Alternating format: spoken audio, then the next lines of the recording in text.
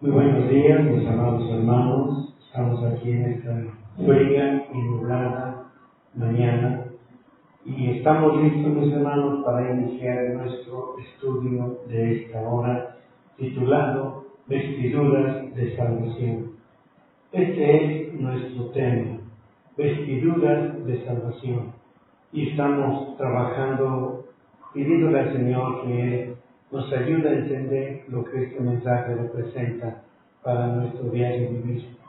Quiero agradecerles a todos mis hermanos que están conmigo, ya sea que estén ahorita o más tarde en diferido. Quiero agradecer la vida de cada uno de ustedes por el honor, por el privilegio que también Dios me da de poder ser quien lleve el mensaje, la palabra de Dios a todos y cada uno de ustedes. Amados míos, le doy gracias a mi Dios por la oportunidad de estar aquí. Hoy es día 23 de agosto de 2016, son las 8:02 y estamos en una transmisión en vivo desde la Ciudad de México. Amados míos, son todos bienvenidos, ya sea que nos escuchen en vivo y en directo o que lo hagan en forma diferida. De una u otra manera, agradezco su presencia en esta hermosa transmisión, donde la palabra del Señor íntegramente es dada a conocer. Bien, amados míos, pues iniciamos buscando a nuestro Dios, buscando su hermoso rostro, con una oración para que de esta manera, amados míos, pues podamos continuar con este mensaje. Vamos a ver.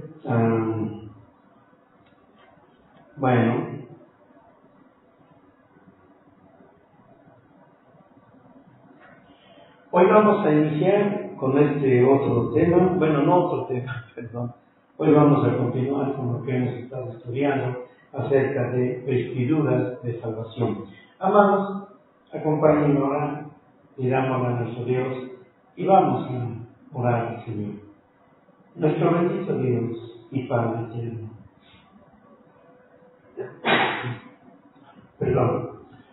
Nuestro Padre Dios, quiero rogarte, Señor, que tú aceptes, Señor, estar delante de tu presencia en este momento. Acéptanos a todos aquellos que, ya sea en vivo o en diferido, vamos a tener, Señor, la oportunidad, el gozo y el placer de recibir tu maravillosa y hermosa palabra. Señor Dios, yo te suplico y te ruego que tú abras caminos, Señor, en nuestra vida, que tú abras nuevas sendas de justicia, de amor y de verdad, donde todos y cada uno de nosotros podamos, Señor Dios, compartir tu presencia, estar en tu presencia, sirviéndote, adorándote y alabándote en la capacidad de que tú nos lo permitas. Mi bendito Dios, por favor, haznos sabios y entendidos, para que de esta manera podamos, Señor Dios, reconocer lo que tú tienes para nuestra vida. Mi Dios, ayúdanos a tomar control sobre nuestros impulsos, sentimientos, pensamientos, acciones, emociones, y ayúdanos, mi Dios, a tomar control en el Espíritu Santo. Que venga tu Espíritu Santo y nos haga saber cuáles son las cosas admirables, maravillosas, que obviamente tú tienes siempre para nuestra vida. Bendícenos, mi Dios. Guarda nuestras vidas, Padre eterno, y bendícenos con ese amor eterno, porque tú siempre nos amas, porque eres un Dios tierno, dulce, de amor y de misericordia. Ayúdanos, mi Dios, a caminar en esas sendas donde tú nos permitas, mi Dios, mejorar nuestra vida espiritual. Señor, yo te lo estoy rogando, te lo estoy pidiendo, por amor de tu bendito y santo nombre. Déjanos, Señor. Permítenos, Padre Dios, gozar de tu presencia en este momento. Permítenos disfrutar, Señor, de la paz que viene contigo, en esa gratitud en la que tú quieres, Señor, que te sirvamos y que te amemos. Señor, ayúdanos a caminar, Señor Dios, en este camino, en esta senda. Padre, y bendice a mis hermanos que se van a unir, Señor, en este estudio de esta mañana. Guarda nuestras vidas. Bendícenos, Padre eterno. Bendícenos, por favor, te lo suplico, te lo ruego en tu nombre, en el nombre de mi bendito Señor y Salvador Jesucristo. Gracias, Padre Dios, gracias. Amén, amén, amén. Pues bien, mis hermanos, sean bienvenidos, que el Señor los bendiga, ya sea en vivo o en diferido, siempre habrá la oportunidad de que ustedes reciban la hermosa palabra del Señor. Pues hermanos, estamos ya a punto de terminar las 9 vestiduras de salvación. Yo creo que ha sido bastante bueno, bastante explícito lo que Dios nos ha permitido recibir, lo que nos ha permitido obtener a través de su hermosa palabra. Y hermanos, pues yo agradezco a mi Dios primeramente por la oportunidad que Él me da de compartir con ustedes este mensaje, este estudio o estos estudios. Bueno, hay veces pienso que en realidad nos hace mucha falta todavía conocer bastante de la palabra del Señor. Y pues hermanos, yo les quiero pedir, ¿verdad?, que aunque no he tenido pues comentarios de parte de ustedes, mis hermanos de internet, aunque no he tenido comentarios, preguntas, que muestren sus inquietudes o que sugieran algún tema en especial, pero hermanos, eso no cambia los planes. Hay mucha abundancia de palabras, pero a veces sí me gustaría tener un poco más de contacto, ya sea por el chat, por la manera que Dios nos permita, pues para conocer sus impresiones. Déjenme hacer una pequeña reseña. ¿Se acuerdan ustedes que anteriormente, antes de este estudio de las 9 vestiduras de salvación, estuve hablando con ustedes sobre las 8 vestiduras sacerdotales? Y hermanos, pues esto es lo que hace una suma total de todo lo que hemos venido estudiando en relación con estas vestimentas. Así que voy a seguir un poco más adelante, hermanos, tratando de que ustedes conozcan todavía más de la palabra del Señor acerca de este tema. Hoy vamos a ver la octava vestimenta. Acuérdense que son 9 vestidos. Hoy vamos a ver el vestido número 8, y este es la vestidura de la virginidad. La vestidura de la virginidad. Lo único que ustedes tienen que hacer, mis hermanos, es buscar en YouTube los estudios que se han dado sobre el tema, para que ustedes puedan tener una secuencia y puedan seguir cada uno de estos estudios acerca de las vestiduras de salvación. Aunque ustedes saben perfectamente que cada estudio pareciera que es continuado, efectivamente lo es, pero cada punto está o fue concluido en toda su plenitud. Así que pueden estudiarlos por separado, y hoy vamos a estudiar sobre la vestidura de la virginidad. Así que vamos a 2 de Samuel, capítulo 13, versículos 18, y ahí es donde vamos a entrar en este tema. Dice la palabra del Señor. 2 de Samuel 13, 18. Y tenía ella sobre sí una ropa de colores, traje que las hijas vírgenes de los reyes vestían. Echóla pues fuera su criado y cerró la puerta tras ella. Bien, vamos a ver de qué nos habla este versículo en relación con los vestidos de salvación, que es lo que hemos estado estudiando. Según, hermanos míos, las costumbres antiguas, la hija del rey, cuando era pura y no había sido ensuciada, se vestía con una ropa especial como virgen. Y de esta manera, hermanos míos, déjenme decirles, toda la nación contemplaba el testimonio de su virginidad una vez que ellos veían su manera de vestirse. Es bien importante, hermanos, cuando todas las cosas nos hablan correctamente de la palabra de nuestro Dios. Ha sido tan deteriorada la forma, la manera en que Dios ha trabajado en la vida de su iglesia. Hermanos, yo no creo que haya sido una pérdida de tiempo ni creo que Dios lo haya pensado así, el haber dejado instrucciones concretas, precisas, verdaderamente bien explicadas, sin ninguna cosa que rebuscada, hermano, acerca de la conducta y el comportamiento de la iglesia. ¿Y quién es la iglesia?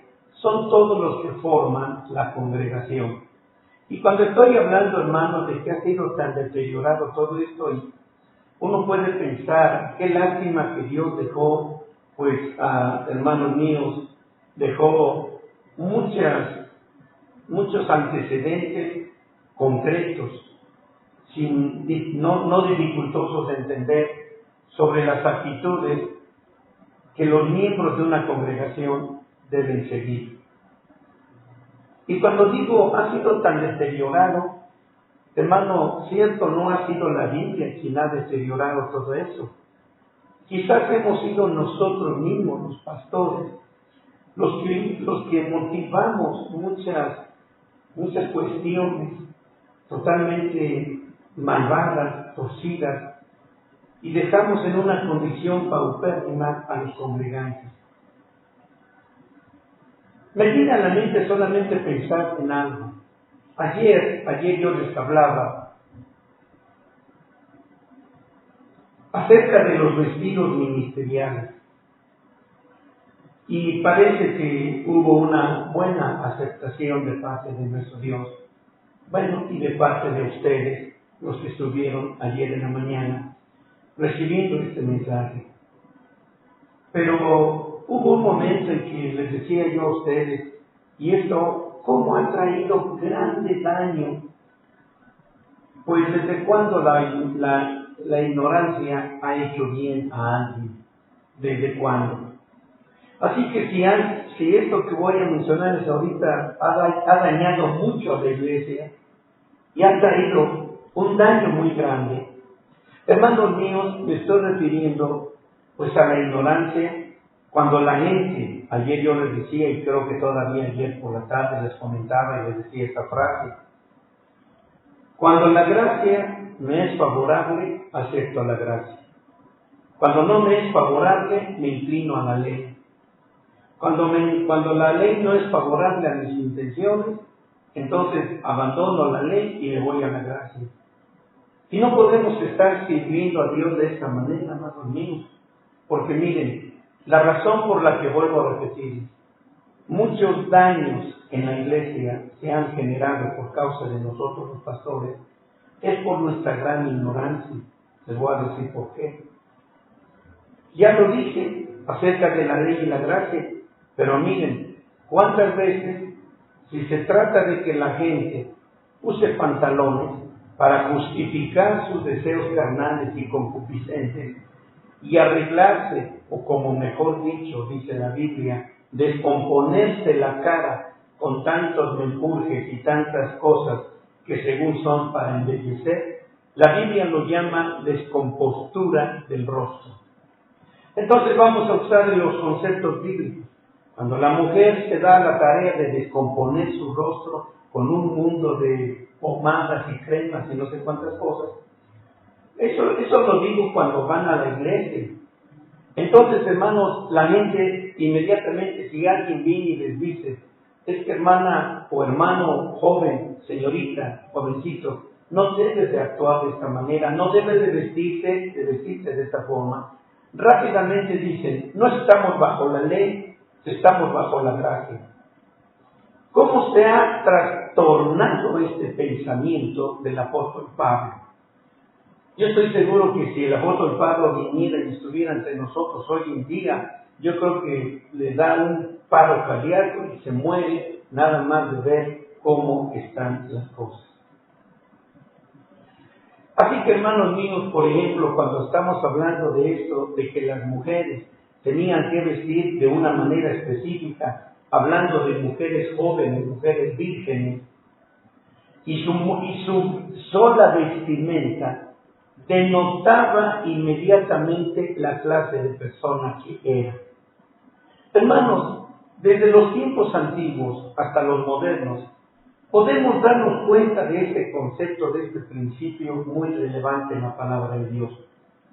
Ustedes pueden ver, por ejemplo, a veces que mi esposa y yo caminamos por la calle, de repente ponemos atención, por decir, a dos mujeres, o una, que van delante de nosotros.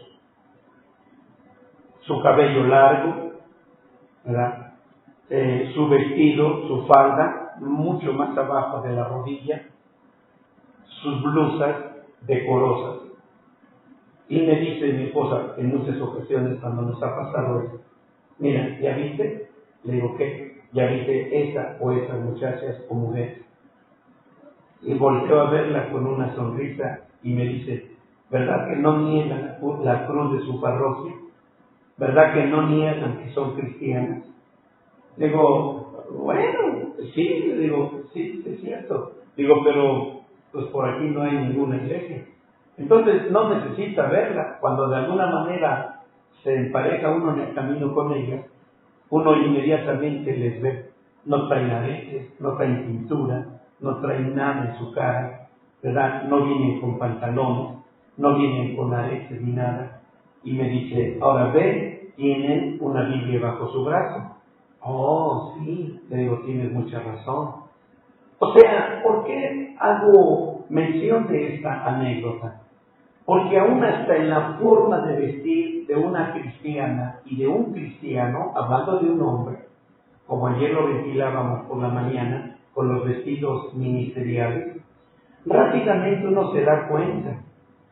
A veces cuando algún muchacho me dice, hermano, es que estoy buscando una muchacha y ya Dios me la puso en mi camino. Y le digo, oye, pues qué bueno que tú estás diciendo que Dios la puso en tu camino. Entonces, me dice, voy a presentársela un día para que, pues usted me pueda decir su opinión. Mi opinión no importa, hijo, importa tu opinión tuya. Pero bueno, la traigo. En su sola forma y manera de vestir, a veces le digo al joven, oye hijo, ¿en dónde encontraste a esta joven? En una iglesia, hermano, en una iglesia fulana de tal, es cristiana, es hija de Dios. Le digo, pero no se dice como hija de Dios. Y me dice, ¿es importante eso? Oh, claro que es importante, hijo. Así sucede con una muchacha, con una joven que dice, pastor, ya conseguí un novio y Dios me lo puso en mi camino, bueno, etcétera, etcétera, la misma historia. Y le digo, ¿y es cristiano? Oh, sí, es cristiano, pastor. Un día te lo voy a hacer para que lo vean. Está bien. Ya cuando lo veo con su cabeza peinada y cortada como un hongo, rapado de aquí y el bulto por acá arriba, con las cejas depiladas y unas camisitas medio extrañas y medio raras, y una camisa anaranjada con un pantalón rojo, le digo, hija, ¿y eso tú dices que es cristiano? ¿Tú dices que esa cosa que está ahí es tu novio? ¿Dices que es cristiano? Oh, sí, hermano, es cristiano y él edita en su iglesia. ¡Wow! Ahora, hermanos, estoy haciendo ejemplos que pueden ser muy buenos para ustedes en cuanto a presentarles conocimientos sobre el asunto de la vestidura de la virginidad. Y aunque la palabra de Dios aquí nos está haciendo referencia sobre un vestido de virginidad en el área física, yo les he comprobado a ustedes, por ejemplo, en el libro de Apocalipsis, cuando la Biblia nos habla en el capítulo 14, cuando dice, y estos son los que con mujeres no se contaminaron, pues son vírgenes. Una cosa es la virginidad física, hablando de nuestras entidad sexual, nuestras partes sexuales, y otra es la virginidad de mente, de pensamientos, de inocencia, una inocencia virgen, de no ser malintencionados, de no tener malos pensamientos, etcétera, de no estar contaminando y prestando mi mente para ensuciarse con tanta televisión, con tanta tecnología, que por un lado tiene sus pros y sus contras. Entonces, hermano, podemos decir, esta mujer es casada, pero es virgen. ese hombre es casado, pero es virgen. Entonces, hermanos, aquí vamos a ver, porque déjenme decirles, cómo he batallado en algunas iglesias donde me han invitado a predicar, obviamente de otras familias espirituales. La última vez que fui a una iglesia, llegó una hermana que invitaron, venía de Estados Unidos, y empezó a predicar, y su predicación fue relacionada a que a Dios no le interesa cómo te vistas, cómo te arregles, cómo te pintes, qué vestidos uses. Eso a Dios no le importa, decía ella en su predicación. Dice, Dios busca lo de adentro. Yo estaba escuchándola con todo respeto, pero después de ella vinieron unos cantos y luego se me dio el lugar a mí para dar mi estudio. Y realmente no me gusta hacer esto, pero tuve que hacerlo y tuve que usar la palabra de Dios con textos bíblicos para dar a entender que efectivamente a Dios sí le interesa lo de afuera. Porque lo que se muestre por fuera es la obra interna de Dios en nuestra vida. Es la obra interna de Dios en nuestra vida. Así que, hermanos, cuando nosotros nos vestimos de una manera mundana, valga la palabra, no hay otra forma de decirlo, cuando nos vestimos y nos arreglamos, estoy hablando para hombres y mujeres, cuando nos vestimos y nos arreglamos, como la gente del mundo, como la gente que no conoce a Dios, entonces, ¿qué hace diferente a una de otra persona? Miren, hermanos, que créanme que nunca he tocado estos temas, y menos por internet, pero doy gracias a mi Dios que Él me permita hacerlo, porque esto me deja una satisfacción de que estoy obedeciendo lo que Dios quiere que se dé. Ahora, escuchen. Entonces, hermano, si no hay una manifestación externa, dígase en nuestra forma de ver, de hablar, de oír, en nuestra forma de vestirnos, no hay una diferencia en cuestión de una persona cristiana, entonces quiere decir que la obra de Dios internamente nunca hemos permitido a Dios hacerla. Hemos invitado a Dios para que Él simplemente no se meta en mi vida, en mi manera de ser, de hablar, de a dónde voy, de a dónde subo, de a dónde bajo, dónde me duermo, dónde me quedo, etcétera. Hermano, entonces quiere decir que Dios no le hemos permitido hacer nada en nuestra vida. Es bastante relevante, bastante importantísimo, hermanos míos, que tengamos muy en alta consideración dónde andamos, quiénes son nuestras amistades. Gracias, sí, muchas gracias. ¿Quiénes son nuestras amistades? ¿De qué nos hablan nuestras amistades? ¿Qué platican la mujer con otra mujer? Y más si no es cristiana esta. Bueno, hay un mundo de cosas, por eso vuelvo a repetirles, hermanos, qué tristeza que estos temas se han dejado de predicar en los púlpitos y que la gente definitivamente, hermanos míos, o los pastores más bien dicho, ya no hablan de eso, por miedo a perder los diezmos, por miedo a perder la ofrenda, por miedo a perder la renta de la casa pastoral, por miedo a quedarse sin gente en la congregación, y el pastor cae en el liberalismo, en la liberalidad, y hace que su iglesia peque de esa manera. Y hermanos, no se vale, porque la iglesia de Cristo, Él mismo lo dice a través del apóstol Pablo. Él busca una iglesia sin mancha, sin arruga, nada de qué avergonzarse, una iglesia virgen, una iglesia virgen. Así que, amados hermanos, tratando de darles una pequeña reseña sobre este concepto, ahora déjenme decirles, miren ustedes, en esta ocasión, ustedes conocen este pasaje que acabamos de leer. Amón había forzado a su hermana Tamar para acostarse con él. Así que, hermanos míos, en un acto inmoral de pecado, era un acto totalmente inmoral de pecado. No voy a entrar en detalles, aunque me gustaría hacerlo, y probablemente lo haga. Yo siempre les digo que no lo haré, y miren, termino haciéndolo. A Dios a toda la gloria, porque Él es el que guía la palabra. En esta ocasión, yo no quiero dejar un mal pensamiento si es que brotara por ahí. Pero yo se los digo porque me han hecho esta pregunta. Hermano, ¿Dios está en contra o en favor del incesto? A ver, díganos, ¿Dios está en favor o en contra del incesto? Y tal pareciera que es una pregunta mañosa, astuta, ¿verdad? Con cierta malicia. Si somos bíblicos, y si es una persona cristiana la que hace esta pregunta, ni siquiera debería hacerla si tan solo leyera su Biblia.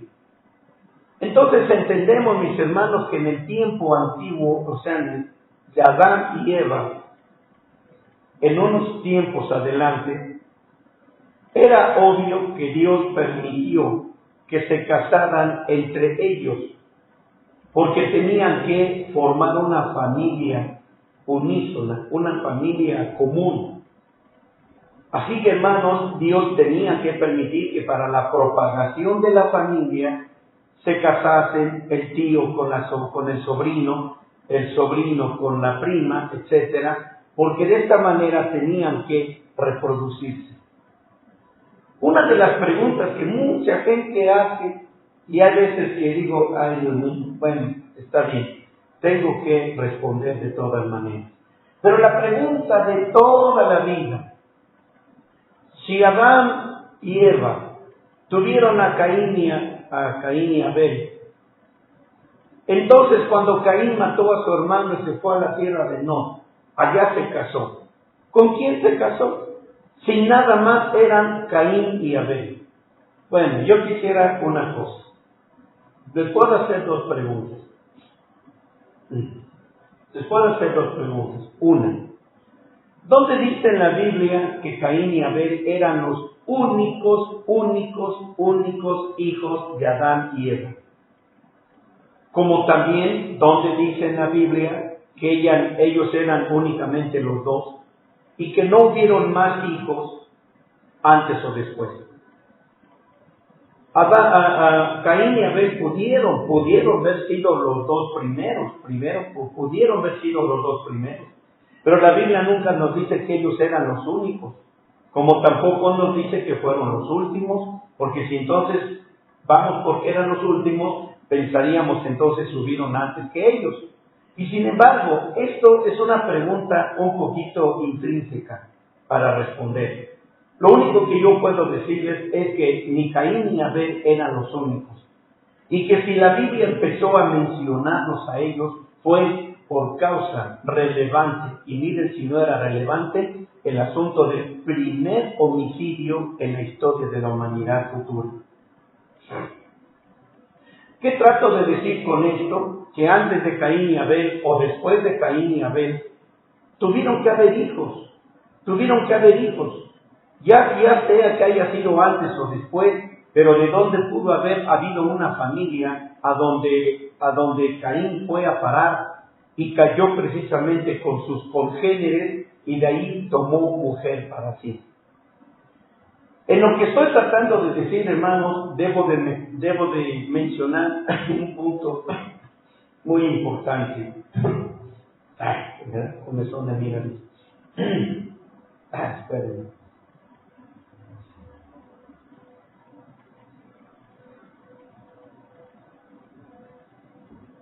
Ahora, en el tiempo de Dios, espérenme tantito.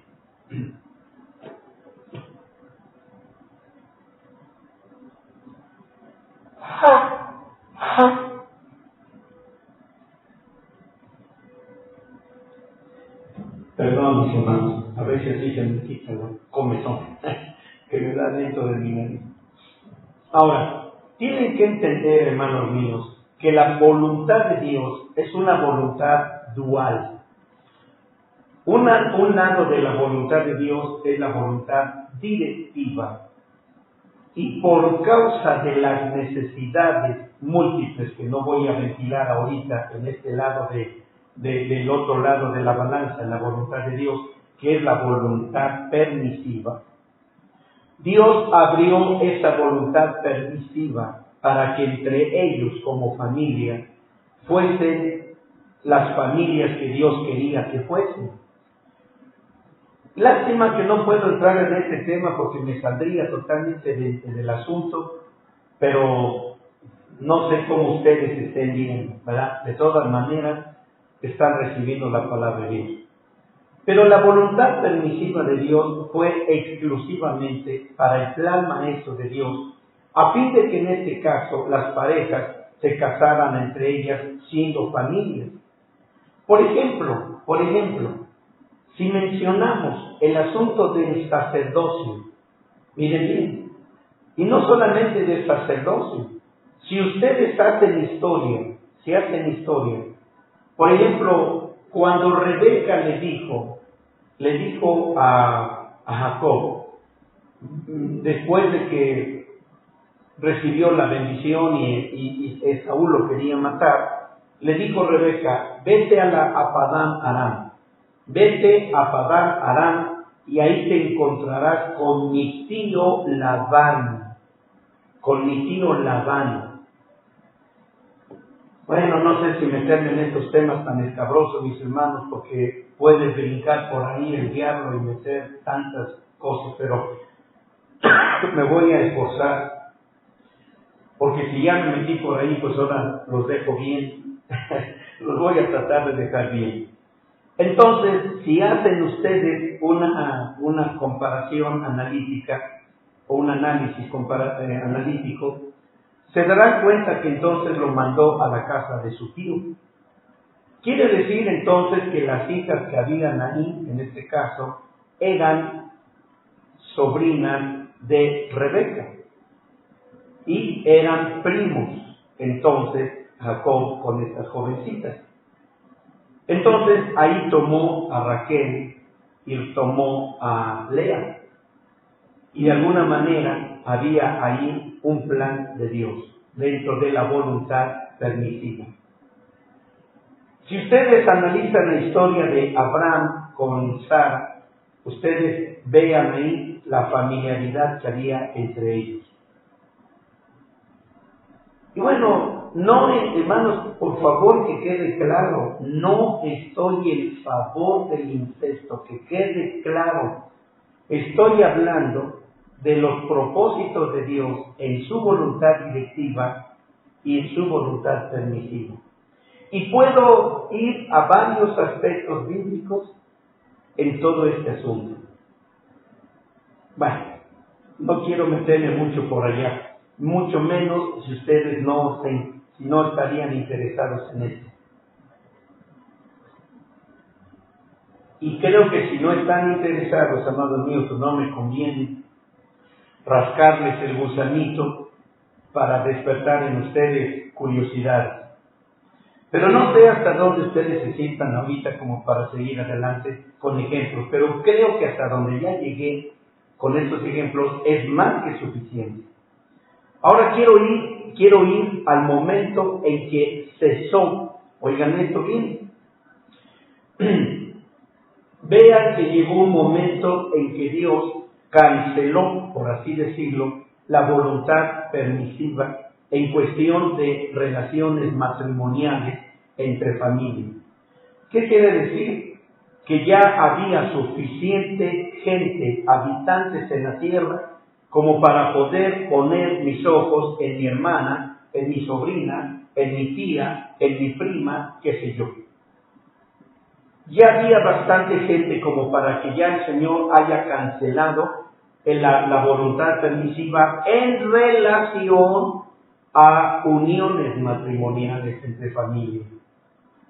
Entonces lo que estamos viendo aquí con Amor es exactamente el tiempo donde Dios ya había cancelado esas uniones matrimoniales dentro de la voluntad permisiva de Dios. Así que, hermanos, yo solo quiero dejar claro esta parte. Bueno, si están interesados, gracias. Esto me anima, hija, me anima mucho. ¿Va? Entonces, esto me anima para que ustedes puedan comprender todavía cosas más ahí. Cuando llego al punto, bueno, voy a continuar entonces, dado que nuestra hermana Norma está diciendo, sí, estamos interesados. Gracias, porque eso me estimula. Si ustedes hacen un análisis exhaustivo en cuestión de la línea sacerdotal, se van a dar cuenta que casi el sacerdocio era una herencia familiar. Vean ahí, para que hubiera seguido la línea, la estirpe, por así decirlo, de ese sacerdocio, tenían que ser familiares. Véanlo. No necesitamos ser muy sabios, amados amigos, como para poder pretender que no lo sabemos o que no podemos entenderlo cuando lo leamos en la Biblia. Así que entonces, como vuelvo a repetirle, mis hermanos, miren, por ejemplo, en el caso de David, puedo decirles, Dios le había dado a su esposa. ¿Quién era su esposa? Pues precisamente la hija de Saúl, Mical. Pero más adelante Dios le da a David a Abigail. Le da otra esposa llamada Abigail, del Carmel, así dice la Biblia. Y más adelante, Dios permite en su voluntad permisiva, o sea, vuelve a abrir la voluntad permisiva, para que una vez que David cometió adulterio con Betsabé, Dios volvió a abrir esa voluntad directiva para que precisamente el plan de Dios no se interrumpiera. Déjenme decirles una cosa muy relevante y muy importante. La voluntad directiva de Dios no se va a abrir nunca, jamás, para cubrir, justificar, proteger al hombre o a la mujer. Cuando digo hombre, siempre me refiero a hombres y mujeres. Sino que la voluntad permisiva de Dios se va a abrir exclusivamente para los intereses de nuestro Dios en su plan maestro y en el propósito de su voluntad. Espero que esto quede tan entendido en mis hermanos como creo estarlo entendiendo yo de parte del Señor.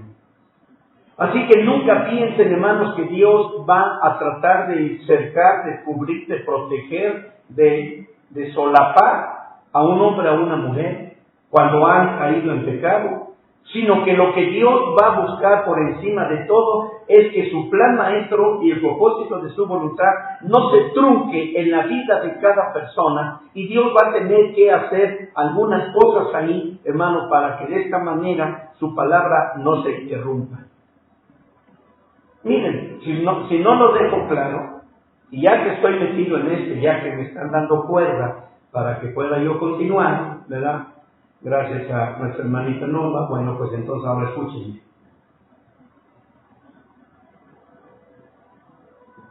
Hace poco estuve hablando con ustedes, si mal no recuerdo, parece que era un domingo por la tarde, y les estaba hablando, no sé ni por qué, acerca de Tamar, de aquella mujer Tamar, nuera de Judá, nuera de Judá, a quienes Judá ya le había dado a su primer hijo, y ese primer hijo murió. Y la ley de Dios, del levirato, era que el cuñado tenía que unirse. Pero aquí hay algo muy interesante, hermanos. Miren, hay veces por el hecho de no entender algunos aspectos, nos dejamos llevar por pensamientos incorrectos. El hecho de que el cuñado tenía que acercarse a la cuñada viuda, puesto que su hermano había muerto, este tenía la obligación de parte de Dios, por una ley que Dios había establecido, la ley del levirato, de que el cuñado tenía que allegarse a su cuñada para tener hijo con ella, pero ese hijo no iba a ser hijo de su cuñado, sino ese hijo le iba a pertenecer a su hermano, para que la herencia de ella y la herencia del nombre, aquí hay un mundo de cosas que necesito explicarles, para que la herencia del nombre y la herencia personal del difunto no se perdiera, sino que cayera sobre el hijo engendrado que su cuñado hubiese dado a su esposa viuda, para que de esta manera el nombre del muerto, del difunto, no fuese borrado. Pero que quede claro una cosa, y creo que este es un punto que nadie ha predicado. No estoy hablando de que yo soy especial, olviden eso. El cuñado tenía que entrar a su cuñada, no a hacer vida marital. No estaba estipulado que tenía que hacer una vida marital, sino que solamente tenía que suscitarle, no sé si se me fue la palabra, familia, suscitarle familia a su cuñada viuda, para que el nombre de su hermano, del cuñado, no fuese borrado de la lista de las familias de Israel. Entonces, de esta manera es como él entraba solamente para darle hijo, nada más. Si ustedes ven la historia, sean meticulosos, porque voy a continuar la historia. Más adelante, esta mujer, Tamar, de verdad era una mujer de Dios.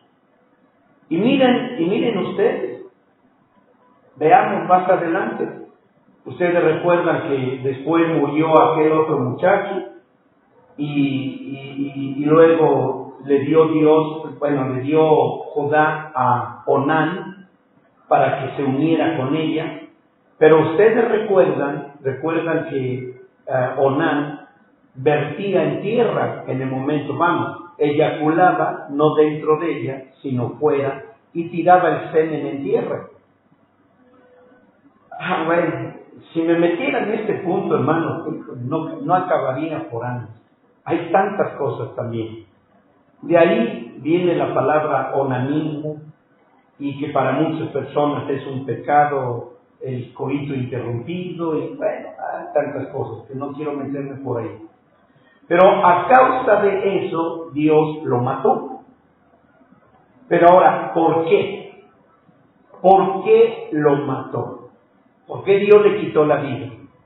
Porque vertía en el suelo, su semen lo tiraba al suelo. En el momento del coito, en lugar de depositar la semilla en el vientre de ella, lo tiraba en el suelo. Esa era la razón por la que Dios lo mató. O sea, porque hasta hoy, cuando he dado conferencias, que ya tiene tiempo que no lo hago, muchas personas dicen que el onanismo es un pecado delante de Dios, o sea, el coito interrumpido, y que no debe de ser utilizado como un método anticonceptivo, porque entonces Dios va a matar a esas personas. Eso es mentira. La razón por la que Dios le quitó la vida es por negarle un hijo a su cuñada, para que el nombre del difunto no fuese borrado de entre las naciones de Israel. Esa fue la causa. Bueno, pero vamos a continuar. Entonces, ¿qué pasó ahí? Mejor Tamar sabía el plan de Dios. Óiganme bien, por eso escúchenme, vean esto. Yo les dije, la voluntad permisiva de Dios nunca se va a abrir para cubrir, para justificar los pecados del hombre. La voluntad permisiva de Dios se va a abrir exclusivamente para los planes exclusivos de Dios en su consejo eterno. Así que esta mujer sabía perfectamente que ella era el puente, el río, el conducto por el cual Yeshua HaMashiach tenía que llegar a este mundo. Así que ustedes conocen la historia. Llegó en forma astuta, ¿por qué no? En el buen sentido, de forma inteligente, mejor dicho, mejor me gusta más esa palabra, de forma inteligente, llegó y encontró la manera de allegarse a su suegro. Judá era su suegro. Así que de alguna manera lo hizo porque la sabiduría, la inteligencia de Dios estaba sobre ella, y conocen la historia. Finalmente consiguió el semen, consiguió la semilla roja que abriría camino en ese camino rojo de redención y salvación que estaba siendo impedido por el mismo Judá y su familia. Así que entonces, mis hermanos, conocen la historia. Ella quedó embarazada de su suegro. Pero lo que yo quiero que ustedes noten y vean, que en la Biblia nunca jamás dice que Tamar haya quedado declarada esposa de su suegro. No lo van a encontrar. No lo van a encontrar. Los casos son diferentes de uno y de otro. En el caso, por ejemplo, de David, dice la Biblia que quedó tan enamorado, tan prendado de Betsabé, que nunca dice que tuvo el menosprecio a Mical ni a Abigail. No las tuvo por inmundas o despreciadas. Su corazón se enamoró, se inclinó a Betsabé, sabiendo que era un fruto prohibido. Y sin embargo, vean los planes de Dios. ¿Quién construyó el templo para el Padre? ¿Quién construyó el templo para el Padre? Salomón. Salomón fue hijo de Betsabé y de David, de una unión que no era lícita, por decirlo así. Así que vamos a ver. A ver, nuestra hermanita Norma dice, está muy claro, es buena para aquellas personas que creen que pueden pecar a todo rato, a cada rato, y piensan que Dios los tiene que perdonar o justificar, y hasta limpios se sienten porque hoy en día los cristianos modernos toman solo lo que les conviene e interpretan la Biblia como mejor les conviene. Así es. Por eso yo estoy tomando, y miren, ustedes me estimularon. Tú me estimulaste, hija, cuando dijiste, sí, estamos interesados. Gracias, porque no hubiera continuado con todo esto. Ahora bien, como pueden darse cuenta, mis hermanos, Dios es quien tiene toda la prioridad de extender o abrir, en este caso, de abrir a su voluntad permitida. Déjenme darles el testimonio de un joven que conocí hace un tiempo, un muchacho. Un joven que fue fruto de una violación. O sea, la concepción de este muchacho fue fruto de una violación. Su madre fue violada, viniendo del trabajo, las causas que hay en sí. Este muchacho nació producto de esa violación. El muchacho creció, se dio a una vida de vivir, de querer vivir bien. Por razones y motivos que hayan sido, su madre con el tiempo se vuelve una prostituta. No me gustan esas palabras, pero bueno, se volvió una prostituta. Para entonces el muchacho el niño pues ya era un muchacho, ya era un joven, que ayudó en todo lo posible a su madre hasta sacarla de la prostitución. A hoy es un muchacho de bien, ya es cristiano, busca a Dios, está entregado en las cosas de Dios. ¿Qué impide que uno sea un buen cristiano, amado mío? No hay justificación ni razón. Vamos, este muchachito, aun cuando fue producto de una violación. Dios abrió su voluntad permisiva para un día encauzarlo a la voluntad directiva, que es donde hoy se encuentra. Y mi concepto es este, hermanos, ¿qué impide, como ya dije? ¿Qué impide que uno sea un excelente y buen cristiano? No hay nada que te impida, ni hay nada que pueda servirte de justificación delante de Dios para decir, es que yo no pude ser un buen cristiano por causa de esto y aquello, por circunstancias tales y tales y fulanas y perenganas. No.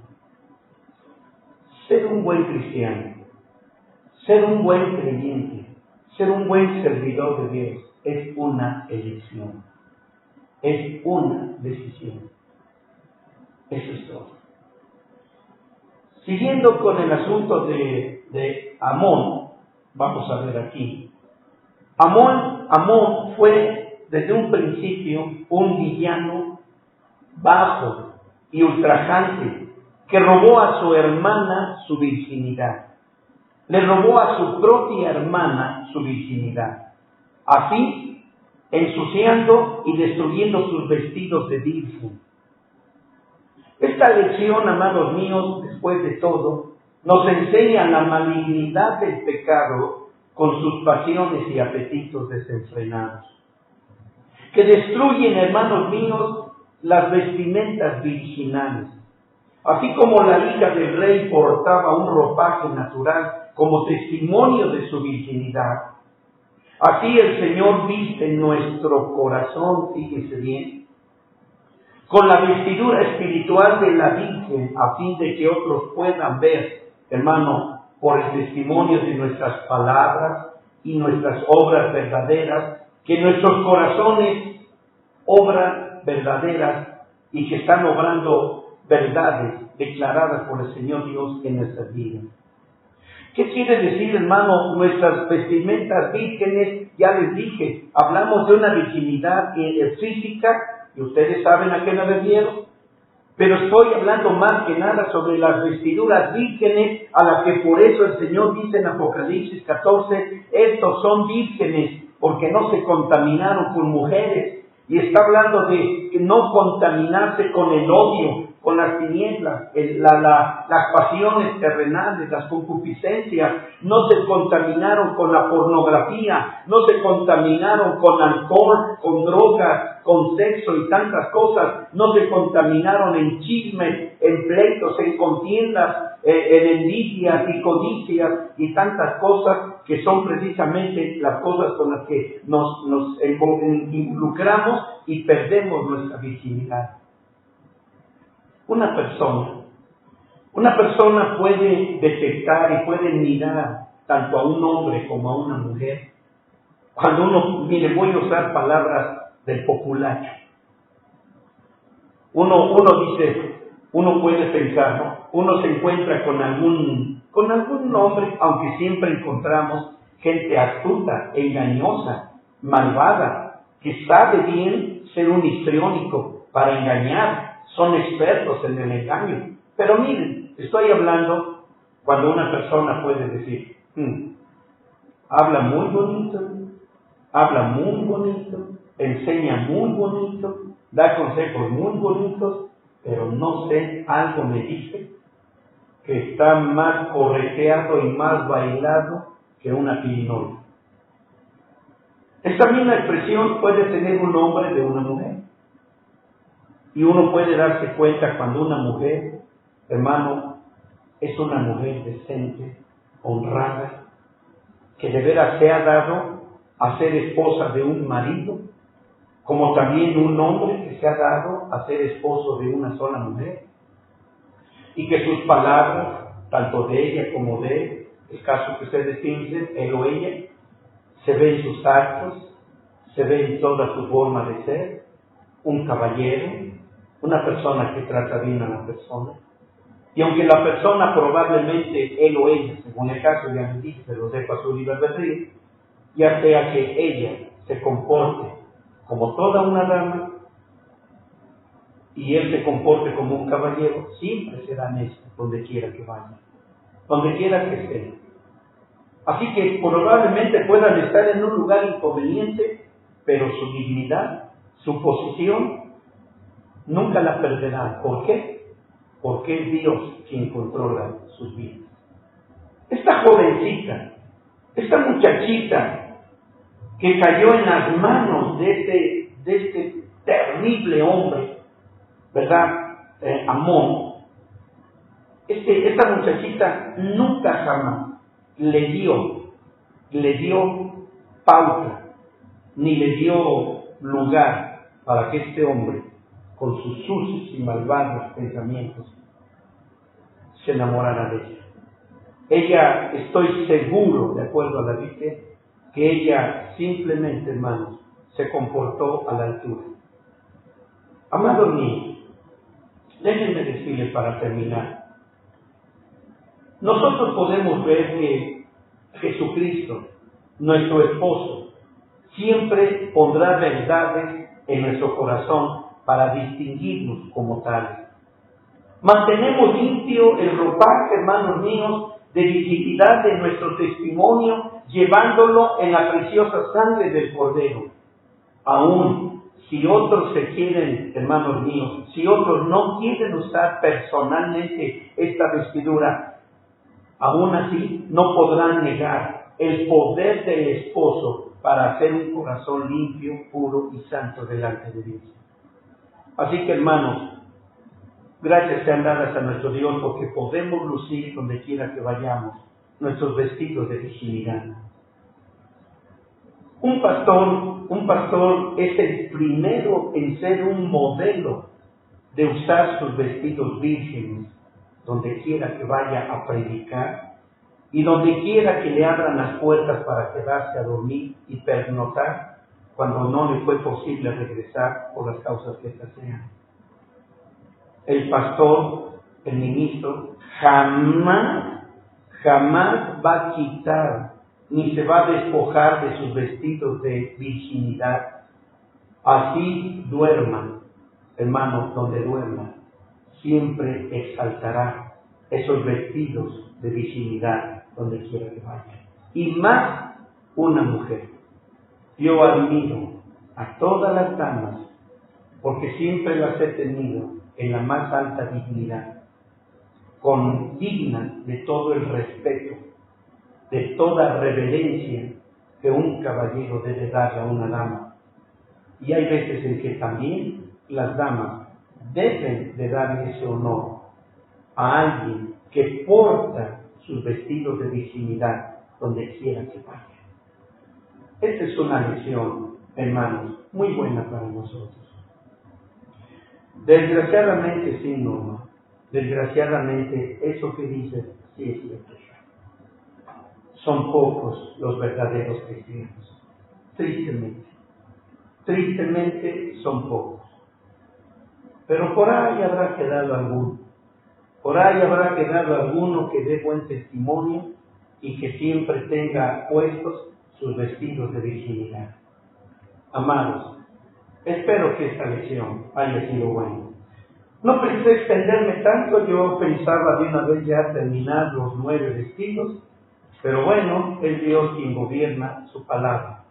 Así que a lo mejor ya mañana, primeramente Dios, mañana miércoles, estaremos en la mañana nuevamente con este tema, a ver hasta dónde el Señor nos lleva. Amados hermanos, muchas gracias. Bueno, dice nuestra hermana Norma, y qué pena da a aquellas personas que se las dan de santas, pero sus actos dicen lo contrario. Por eso siempre tiene uno que cuidar su hablar, porque después de hablar se conoce la verdad. Bueno, puedo pensar que, hermanos, por encima de todo, tenemos que madurar. Y cuando la palabra de Dios nos habla de madurar, no solo nos habla de madurar en el espíritu o espiritualmente para ser una esposa. Moralmente tenemos que ser maduros. Y desgraciadamente, mis hermanos, nuestra madurez va a consistir en enfrentarnos con gentes inmaduras. Ellos van a ser nuestros peldaños para que nosotros maduremos. Nosotros necesitamos de la gente inmadura para que nosotros nos perfeccionemos en madurez que otros no tengan. Y hermanos, debemos aprender a oír, a escuchar a los demás. Ustedes han oído algo acerca de los 4 estómagos del tiempo. Y uno de esos 4 estómagos del tiempo es aprender a oír al necio, al tonto, al que habla por hablar. Y tenemos que aprender a conservar su comentario y llevarlo a los pies de Cristo y decir: Señor, esta persona, Señor, te necesita. A veces es difícil, pero no es imposible. Así que, hermanos, sí es cierto, hermano, no, sí es cierto. Eso que dices, y el que es insensato hasta lo demuestra en su manera de hablar. Tienes mucha razón, tienes mucha razón. Pero mira qué maravilloso es que uno puede escoger cuál es el lugar que uno quiere.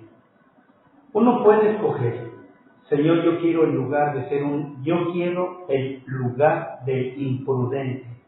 Yo quiero ser imprudente. Señor, yo quiero ser sensato. Escojo por la sensatez.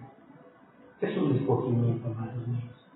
Todo esto nos lleva a entender que vivimos en un mundo complejo, donde cada cabeza es un mundo. Y no estamos aquí, hermanos, desgraciadamente, para arreglar la cabeza de cada persona. Estamos para orar, para interceder, que Dios nos dé sabiduría, para poder conducirnos primeramente a nosotros y después conducir a los demás. Amados míos, que Dios nos dé sabiduría, que Dios nos dé prudencia y que nos dé la virtud de tener un buen escogimiento, de hacer un buen escogimiento. Gracias a Dios. Sí, así es. Pero mira, nos encontramos con una persona malvada e inmadura, y una vez que hemos vencido a esa persona con nuestra sabiduría, a la vuelta de la esquina nos encontramos otra peor. Y así encontramos cada día a alguien peor, porque todo esto son escalones que tenemos que ascender para llegar a la perfección y a la madurez en Cristo Jesús. Gracias, hermano. Gracias por sus comentarios. Gracias porque esto vuelve ameno nuestro estudio. Amados míos, démosle la honra y la gloria a nuestro Dios. Que el Señor nos dé su gracia, verdad y misericordia. Vamos a orar. Mi bendito Dios y Padre eterno, quiero darte las gracias, mi Dios. Quiero bendecir tu santo nombre, Padre Dios. Quiero que sepas que todos y cada uno de nosotros te necesitamos. Que estamos muy necesitados de ti, bendito Dios. Y que nadie podemos, mi Dios, pensar de sí mismos, tener un alto concepto de sí mismos, porque no lo somos. Yo no lo soy, Señor. Yo solo te suplico, yo solo te ruego, que tú me des, Señor, sabiduría, y que tú pongas en mi corazón, Señor Dios, el máximo entendimiento sobre lo que tú buscas en mi vida y en mi corazón. Ayúdanos a ganar batallas. Ayúdanos a ganar batallas con la prudencia, con la sabiduría, con la inteligencia, como tú ganaste tantas batallas, mi Dios. Y tú eres nuestro ejemplo a seguir.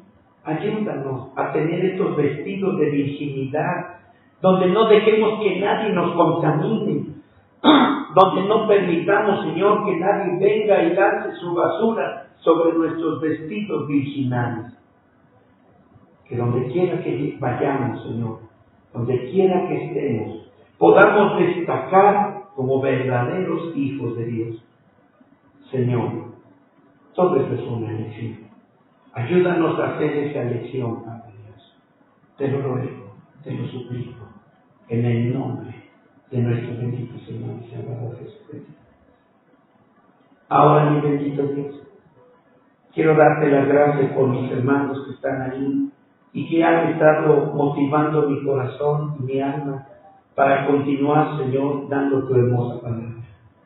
Yo te doy gracias, Señor, por la vida de ellos, que son gente esforzada, que están esforzándose por perfeccionar y adquirir más estatura espiritual.